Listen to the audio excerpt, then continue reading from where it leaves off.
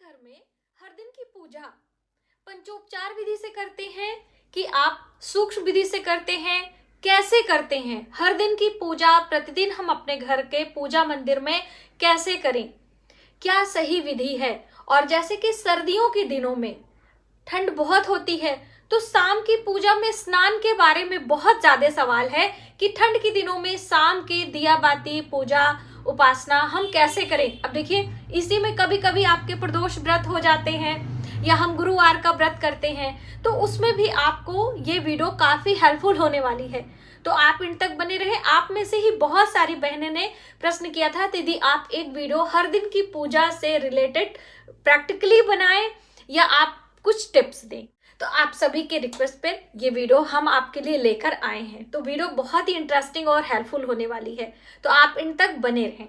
तो देखिए, हर दिन की पूजा हम पंचोपचार विधि से करते हैं, यानी कि हम देवी देवताओं को स्नान कराते हैं, तिलक करते हैं, पुष्पों से श्रृंगार करते हैं और फिर हम उन्हें भोग लगाते हैं। और दीप तो पहले ही हमें जलाना होता है, धूप लगाते हैं और फिर हम उनको पूजा प्रार्थना करके आरती करके हम अपने पूजा का समापन करते हैं।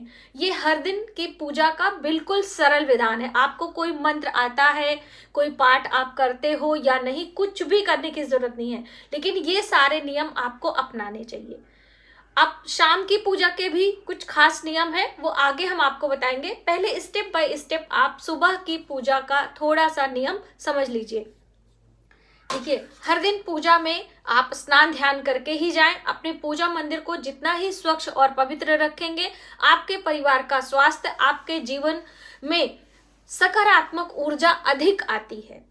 तो आप इस चीज का ख्याल रखें। चप्पल पहनकर, या हम बात करें जूठे हाथ या गंदे वस्त्र, या फिर हम बात करें कि गंदगी से आप कहीं बाहर से आ रहे, डायरेक्टली आपको पूजा मंदिर में नहीं जाना चाहिए। प्रणाम करना है, कुछ भी है तो आप दूर से भी कर सकते हैं, मानसिक विधि से भी कर सकते हैं, उसमें कोई परेशानी नहीं है। अब बात आती है कि हम पूजा कैसे करें। मंत्र भी नहीं आता है, कौन से मंत्रों से हमें हर दिन आरती करनी चाहिए, भोग कितनी देर रखते हैं, बहुत सारी बातें होती हैं। तो जैसे मैंने आपको बताया कि हर दिन पूजा में सबसे पहले आपको ताली बजाकर देवी देवताओं के पट और उनके दरवाजे आदि खोलने चाहिए। पूजा मंदिर पूजा करने के कितनी देर तक हमें खोलकर रखना चाहिए, कब बंद करना चाहिए, ये पहले ही हम आपको बता दें। तो जब तक आपका दीपक जल रहा है, आप पूजा में दीपक लगाते हो, बिना दीपक की हमारी पूजा मान्य नहीं होती है। तो जितनी देर हमारा दीपक जलता रहता, हम पट बंद नहीं करते हैं, है ना, दरवाजा खोल के रखते हैं। एक तो ऑरा भी हमारे घर में आता है, ऊपर से आपकी चीजें कोई नुकसान भी ना हो। कहीं दीप लगा है और आप ऐसे दरवाजा आदि बंद करेंगे, सफोकेशन भी होती है, कुछ जलने का भी चांस रहता है, बहुत सारी चीजें रहती है, इसलिए पट नहीं बंद करना है। दीपक शांत हो जाएगा, फिर आप थोड़ी देर के लिए दरवाजा पूरा ना बंद करें, थोड़ा सा हवा पास होने दें और इस तरह से करके रख सकते हैं। स्नान कैसे कराएंगे? तो देखिए, स्नान के लिए अलग अलग देवी देवता सबके घर में होते हैं। तो पंच देवी देवताओं के पूजा करने की बात कही गई है। हम गृहस्थ मनुष्यों को 5 देवी देवता आपके घर में जरूर होने चाहिए। अब आपकी श्रद्धा भाव जिसमें है वो एक अलग बात है। कौन कौन से हैं? तो पंच देवी देवताओं की बात आती है तो प्रथम पूज्य देवता भगवान गणेश, भगवान सूर्य प्रत्यक्ष देवता, भगवान विष्णु मोक्ष के दाता, संहारकर्ता भगवान शिव और माँ शक्ति दुर्गा। ये देवी देवता हम हर दिन पूजा करते हैं। अब इनसे रिलेटेड जैसे कि देवियों के बहुत सारे स्वरूप होते हैं, माता सरस्वती, माता लक्ष्मी, माता गायत्री, तो आप इनको भी रख सकते हैं, कोई परेशानी नहीं, लेकिन ये 5 देवी देवता अवश्य होने चाहिए। हम बात करें भगवान विष्णु के अन्य स्वरूप होते हैं, जैसे कि श्री रामचंद्र जी, कृष्ण जी, तो आप उनको भी रख सकते हैं। भगवान शिव का ही एक अवतार भगवान, तो आप रख सकते हैं। तो अब बात हो गई कि आपको पता चल गया। अब स्नान, जैसे मैंने बताया कि यदि आपके पास कागज की मूर्तियां हैं तो कागज की प्रतिमाओं को हम सिर्फ गीले कपड़े से साफ करते हैं। और जो हमारी धातु की मूर्तियां होती हैं, जैसे कि आपने विग्रह रखी है, चाहे भगवान भोलेनाथ को विराजमान किया है तो उन्हें जल से डायरेक्टली स्नान करा सकते हो। जल 1-2 आचमन कराकर आप इस तरह से भाव कर सकते हो।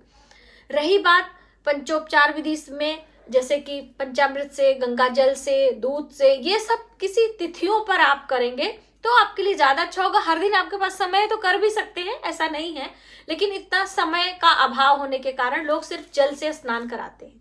स्नान के बाद श्रृंगार बहुत जरूरी है।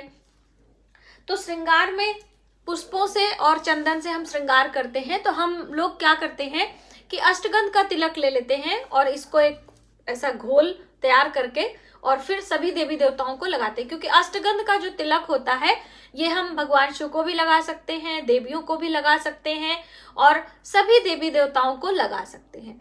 अब अलग अलग की बात करें तो अब पता चले कि आप रोली का तिलक देवियों को लगा रहे हैं, हल्दी का तिलक भगवान विष्णु को लगा रहे हैं, केसर का तिलक लगा रहे हैं या उनके स्वरूपों को लगा रहे हैं, हनुमान जी को सिंदूर का लगा रहे हैं। ऐसे करके तो देखिए, वही मैंने कहा ना कि आपकी श्रद्धा और सामर्थ्य के ऊपर है, आपका भाव है, जितना आप भाव प्रकट करें वो आपके ऊपर है। तो ये साधारण तरीके से हम लोग इसी से ही हर दिन पूजा करते हैं। पुष्पों की हम बात करें तो देखिए, हम आप सबको माला पहनाएं, एक पुष्प तोड़ तोड़ के चढ़ाएं या हर पुष्प से श्रृंगार करें, तो ये आपके ऊपर है, जितना आपके पास है उसी में आपको कर सकते हैं। अब बात आती है दीपक की, क्योंकि अहम है।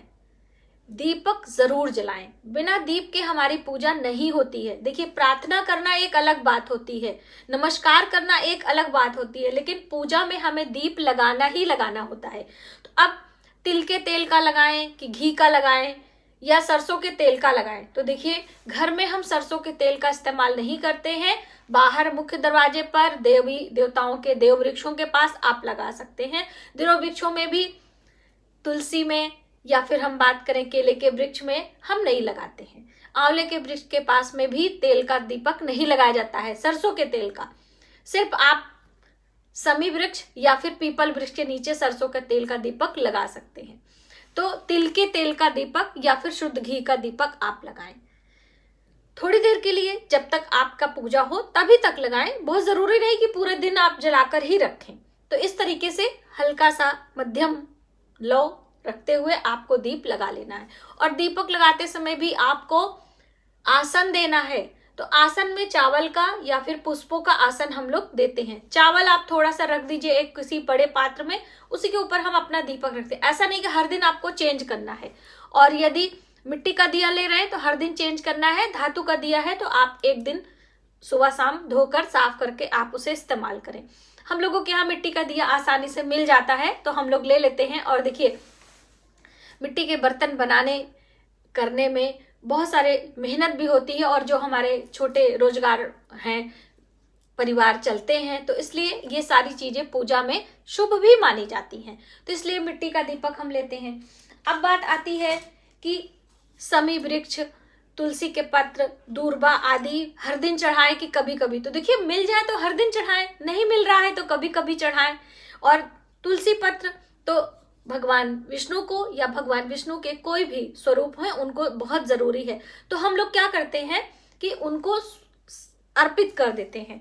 और फिर जैसे भोग की बात आती है कि हर दिन भोग लगाना होता है, तो बिल्कुल हर दिन हमारा ये भाव है, तो भोग में कोई प्रतिबंध नहीं, आप कुछ भी लगा सकते हैं। आपके पास कुछ नहीं है तो थोड़ा सा गुड़ रख दीजिए, मिश्री रख दीजिए, आप पंचमेवे रख दीजिए, आपके घर में कोई फल फ्रूट आया है वो आप रख दीजिए।